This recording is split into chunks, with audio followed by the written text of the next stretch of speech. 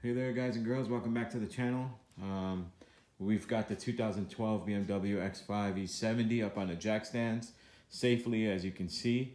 I have it set pretty high and I've got the back end just slightly higher so I can split the difference between the transmission angle and the angle of the body. Okay, a lot of people like to try to get the transmission level. The car is gonna have to be way too high in the back to do that, so I split the difference. All right, I want to just jump right in on the transmission service stuff. That way, those of you that are here for a different type of vehicle that has this transmission, you can get the info you need and get out of here quickly. There's the intro. No stupid music. All right, no bunch of crazy graphics. There's the certs. Not a backyard guy. I'm a front yard guy. I'm in my garage. All right. So I took that piece of plastic out to be able to access the fill for the front diff, which is from the side, okay? Behind the wheel, you come up over the subframe to the rear of the axle and you can get to it, and I'll show you that from underneath. And then this tray here. Now to remove these items, you just need a 8mm socket, small little impact gun or a ratchet, okay? And you take out those 8mm screws. These are the screws that will be replaced from the transmission pan, as well as the fill plug that comes in the kit with the genuine filter, which I'll show you here shortly. You'll also have to take out a few more 8mm screws for this piece of plastic. It's pretty long. It actually extends past the steering tie rod bellow, okay, that comes out right here, which I'll show you from underneath. So it's not huge or hard to take out, but you need to take it out in order to access the fill plug for the differential, which I would advise opening your fill plugs first, always. Don't ever open a drain plug until you know you can refill that differential or furthermore the transfer case. Okay, so once you get this stuff off, you're kind of ready to go underneath as long as you're on the jack stands and you're safe. Chock it before you start jacking it up, and I went up in 2 increments, all right, to get it up this high off the ground. I didn't just go this high to start. All right, just got them on the stands and then I came back around and jacked it up a little and then jacked it up a little. I don't have a lift, not sponsored. Anyway, continuing on. Here is the new fluid. The old fluid was very dark, okay? But it's very thin, low viscosity, so you get good fuel mileage. Okay, the old fluid was really dark. I had a sample, but I dumped it. It was pretty dark. You can kind of still see some residue of it there. All right, what it looks like after about 123,000 miles, because BMW calls it a lifetime fill. When they say lifetime fill, they mean lifetime of that part, okay? They don't give 2 craps about the lifetime of your bank account, okay? Just so you know. All right. Other thing is, the way I do this, you'll see 10 quarts of fluid here. Obviously, this one is covered because the cap is off. I don't want to get it contaminated. We got a bunch of other stuff here we're going to do. I may make a second video going over this stuff more in detail, but I just want to go through the powertrain servicing for those of you that are just here for that. All right. So on your old pan, obviously you're going to want to check your magnets, make sure there's not a whole bunch of debris in there. You're going to want to use some Scotch-Brite. This is a dirty one, but you know, this is what I mean by Scotch-Brite. It's just green stuff you could get at the hardware store. It's really good. Doesn't take off a lot of metal, hardly any. So use a little brake clean and that Scotch-Brite there to clean up your pan gasket surface real good. And then lint-free towels come in real handy for that type of stuff too. Make sure it's nice and clean. No residue of the old gasket left underneath on there. And then you'll be pretty much ready to put your new pan back up. All right. And I know you're saying, oh man, you're jumping ahead. Kind of, yeah. But it's kind of hard to talk underneath there on my back. So I'm trying to give you guys as much information while we're out here as possible. The other thing is leave this capped until you're ready to install it. Don't forget to remove it, obviously. And then I like to use this stuff, assembly Goop. All right. So I put some of that on the O-ring as well as inside the valve body so that as the lubrication is wiped off of the O-ring, it only meets with more lubrication so that it does not roll and tear and cause us to aerate our transmission fluid being drawn up from the pan. Because remember, it's gonna take it from wherever is easier. If it's easier to draw air past this O-ring than it is to pull the fluid through this filter and up into the transmission, well, you're gonna get aerated fluid and your transmission is not gonna shift right. Common problem when you don't buy the right filter. Make sure it says Filtran on it. Don't buy the cheap stuff. Don't cheap out on this. Make sure you get the right fluid, okay? And here's your fluid for the diff. DTF one, buy 2 quarts. I have one that's there, that's open, that I used before, because it takes a little more than 1 quart. You will find that the transfer case will be low on this vehicle. And then the differentials, this is what I'm using for the differentials. And then ZF8HP45 for the hydraulic system. And we'll get into the rest of this stuff later. Okay, so when I drained it, I used a graduated pan. I got this. And I got about 4.5 quarts out of it, okay? When you initially pull the drain plug, right there, I marked it before I took it out because it's got like this ratcheting lock type mechanism to it. This is a 10mm Allen, by the way, for the drain plug. And you could see right there, there's no type of drag on it, right? But watch this. I'm not sure if you can hear that, but you'll hear it. See that? You can easily reach 8 Newton meters, right? And not know it. So for me, from where I marked it, it was 2 full turns until that ratcheting stopped. Now you're thinking, well, if I'm replacing the pan, and you get the pan with the hardware and the fill plug, by the way, so you get a new O-ring and it doesn't leak when you shut the vehicle down, because the fluid level rises above that hole when you shut the vehicle down and the pump is not running in the transmission drawing fluid. All right? Anyhow, why I do this is because what I'm going to do is change this filter pan assembly and approximately 5 quarts, 4.5 quarts that I got out of it. I'm going to run the vehicle for a little bit. Then the vehicle is going to come back in, and I'm going to drain it and refill it one more time, sort of to flush out more of what's in the torque converter and up inside the valve body, so I have the best possible fluid change, okay? And that's why I wanted to show you that, so that way you know that when you go to do 8 Newton meters on this drain plug, that ratcheting lock will make you hit 8 Newton meters before you've even really got the O-ring into its proper place. Now, I'll show you something else.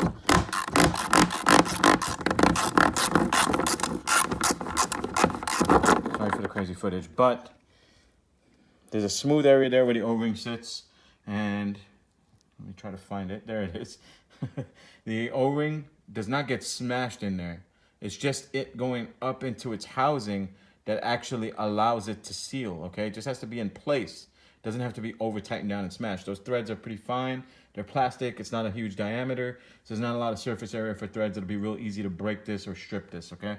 So just be cautious about that. Again, this is a 10mm Allen, all right? Yes, it's Harbor Freight, okay? BMW parts are expensive, so we get tools where we can get them. All right, so this is an 8mm Allen that you're gonna use for your fill plug, okay, on the side of the trans. 8mm socket to remove the trim underneath. There's also you should use a flathead screwdriver and a needle nose to get those trims off underneath that I showed you earlier. Here's another Torx. This is a T40. This is also a T40 for the rear 3 bolts on the X5, the E70.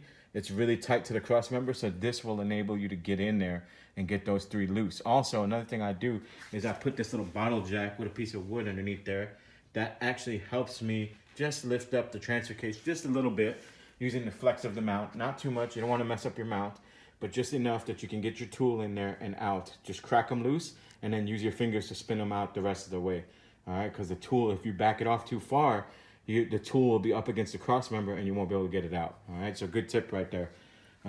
So T40, I'll use this little adapter so that way I can put this on a little impact gun that I have over there, and I'm able to just zap the bolts out real fast. Here's what I do.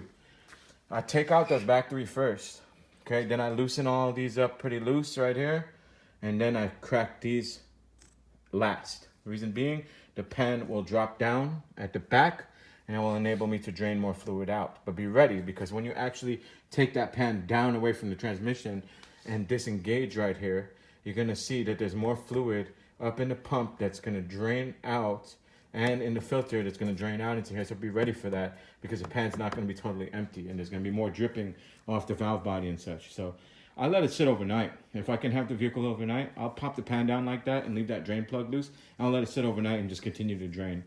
And then that way I get the most fluid out of it this way too, all right? And I try to collect it all. This you guys are probably wondering about. This is for the transfer case.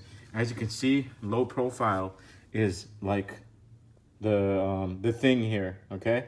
So I cut that cheap Harbor Freight one. It was a 14 millimeter Allen like this. This one is what I use for the diffs. Expect it to really crack loose when it comes loose on you.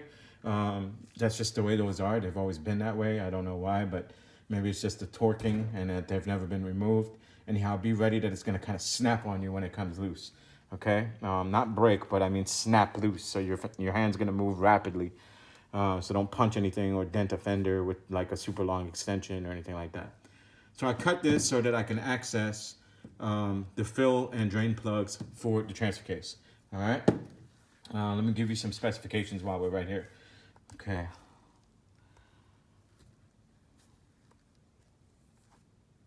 If it'll unlock. Let's see. Okay, doesn't like my thick gloves. All right, there you go.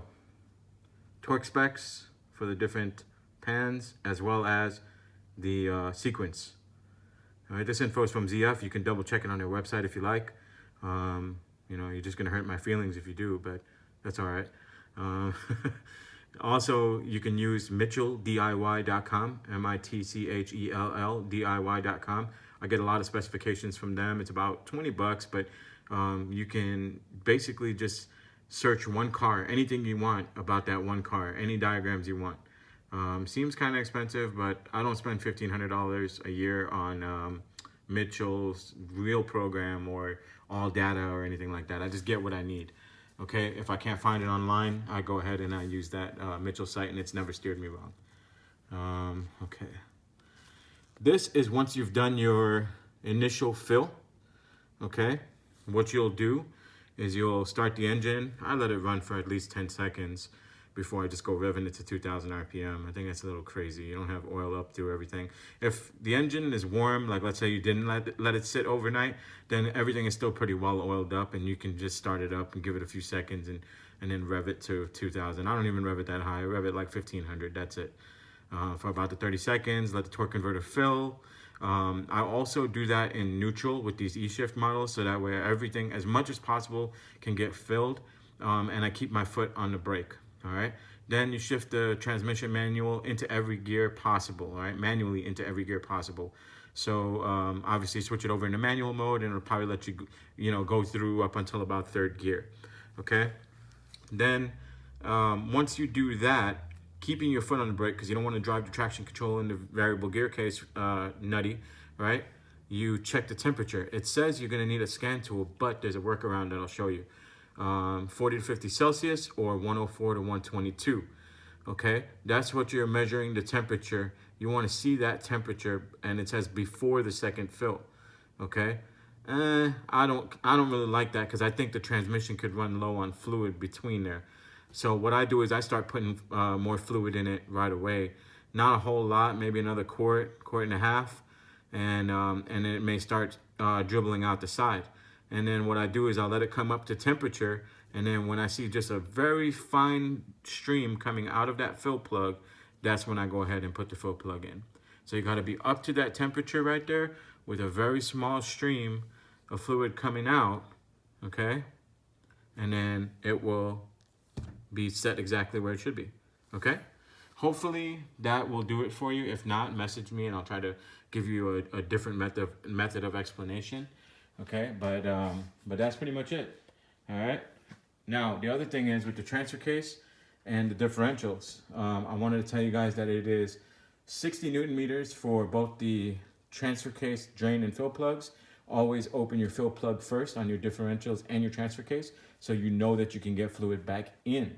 All right. Don't open the drain plug first and then can't open the fill plug. That don't make sense. So if you do it that way, you'll have a better chance at surviving this job. Okay. Other tools, obviously a torque wrench, ratchet. 1/4 inch torque wrench will work too, like an inch-pounds one. You just have to do the conversion for your pan torque, which was about 10 Newton meters, right? So you do your conversion and you'll be able to get that spec. I didn't prepare that one for you guys. But the differential on the rear only has a fill plug, does not have a drain plug. If you find that you have a drain and fill plug, the spec is then 60 Newton meters. Double check it on Mitchell or your source of torque specs if you like. But if it has 2 plugs on the rear, it's going to be 60. I'm sorry, it's going to be 50 if you have 2 plugs on the rear. 50. I didn't have my notes in front of me. So if you have a single plug on the rear, that's going to be 60. Your transfer case plugs are going to be 60, both drain and fill. And then your front 2 are going to be 60 Newton meters, okay? Only if you have the 2 plugs in the rear is it going to be the 50 Newton meters. All right, so without further delay, I think we pretty much went over everything out here. Oh, let's talk about how we're going to refill the transmission and the differentials. How about that? The rear one, you need some sort of suction to take it out. I like this, and it works well. You just need to have a helper out here pumping it while you hook up the line and go underneath there and siphon it out. It's better to do it on a warm differential, obviously, because the fluid is not as thick. So here's the info on that. I've had this for a while. You can get one of these at Harbor Freight. But if that's too rich for your blood, then go ahead and get yourself one of these. All right, about 16 to 20 bucks at a local auto parts store. You pull the handle out, it sucks fluid in, push the handle in, push fluid out. All right, pretty simple. So I use this for differentials mainly. And then what I do for transmission is this. This is a diesel transfer pump.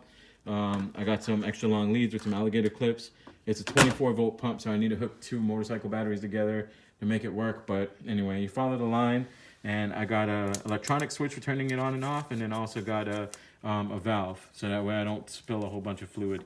And then I put that in the end to prevent it from becoming contaminated. And this is a piece of air line from like a truck or a bus, parking brake air line. All right, it's the yellow one. Anyway, it works good. A couple fittings, piece of mechanics wire, right? Some line going down in there, and that fluid is contaminated. So this bucket is going to turn into a waste oil bucket, and I'm going to use that new bucket over there, and I'm going to run some fresh fluid through this before I put anything into the transmission. I'm actually considering also adding a filter to this setup because it moves fluid so well. I think I can add like a really nice filter and filter the new fluid before it even goes in, because believe it or not, there's crap floating around in new fluid. All right. Okay, I think that's it out here. Let's go underneath before this video gets incredibly long. It's probably already too long for most, but thanks for sticking with it if you have. All right, so I'm gonna go ahead and skip the creeper because it's just easier to scoot around under here. Okay. So we'll start off with the diff. Sorry for the shaky footage. Just trying to get situated and get my light. Okay, so there's your CV axle, right? Your diff fill plug is gonna be right behind. You could barely see it right there, but right behind that hose. So I grab it with a piece of mechanics wire or something and pull it towards the back of the vehicle, going this way, right? Towards the transmission. And I could pull it back and get my Allen in there. All right, so that's what you want to do first before, remember that's right behind your CV axle, okay? And that cover that I was showing you earlier runs all the way up to in the front right there. Okay, a couple little clips and screws and nothing major, a couple minutes, that comes out. Your diff drain plug, right there next to your oil drain plug. Don't do that one first, okay? All right, moving on.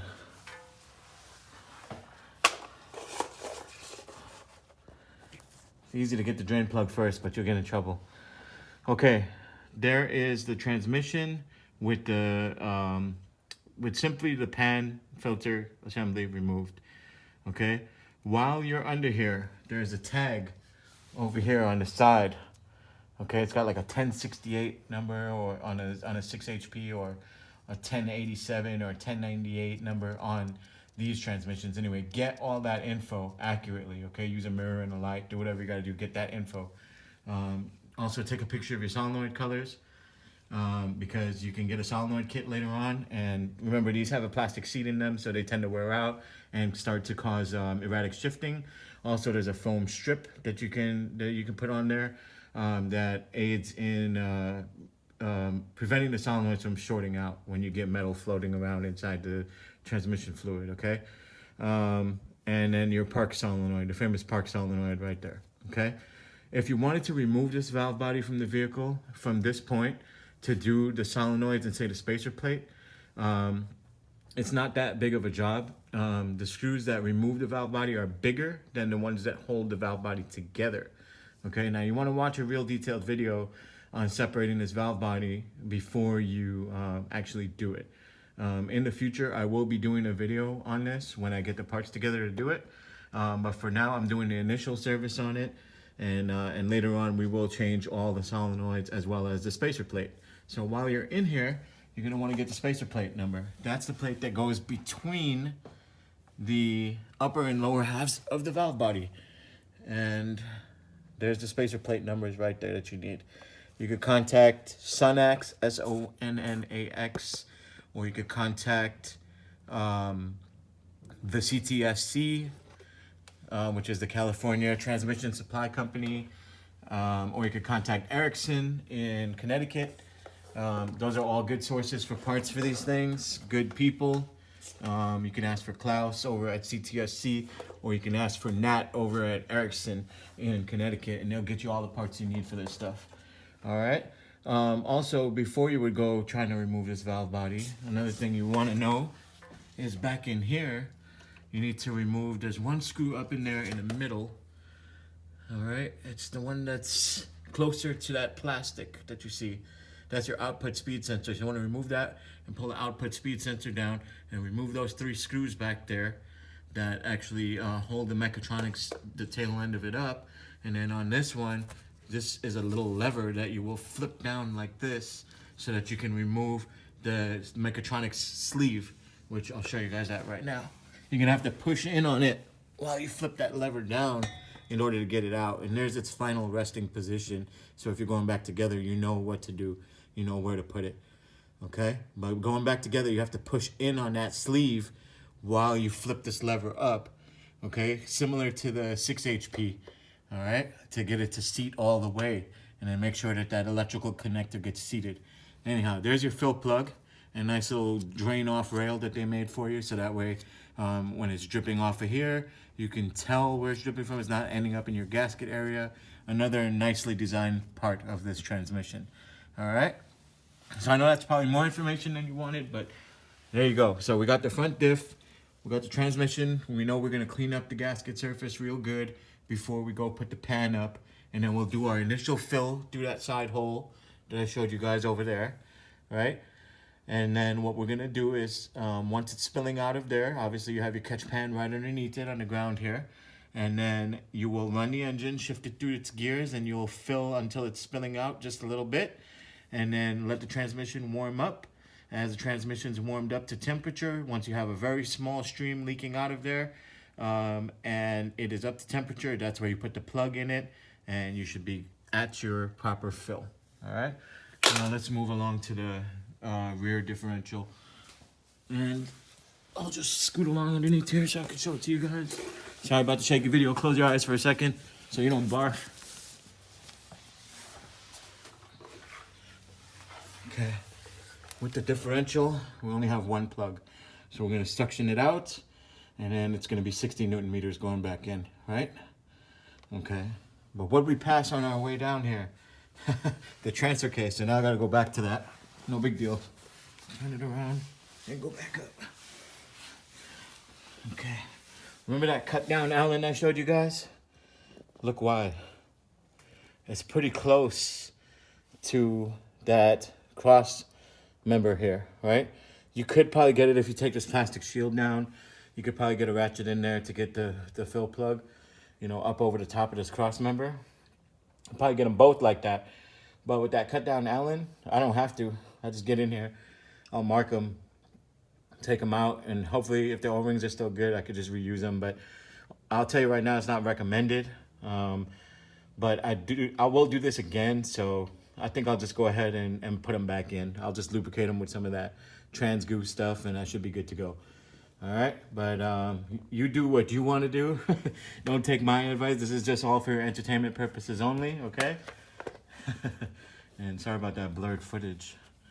I don't know what the heck's going on there. Probably got some oil on the lens. I doubt it.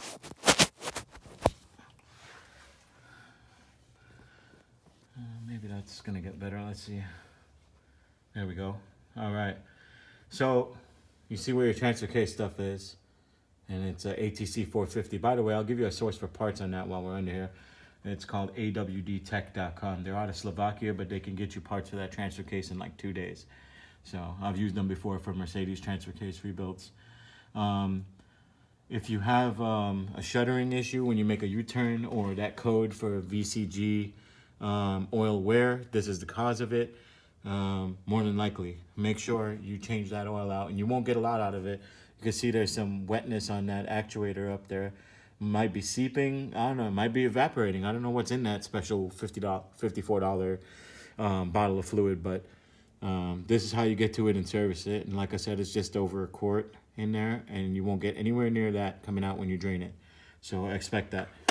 Okay, and I think that's gonna do it. So we're gonna go ahead and try to roll out from underneath here.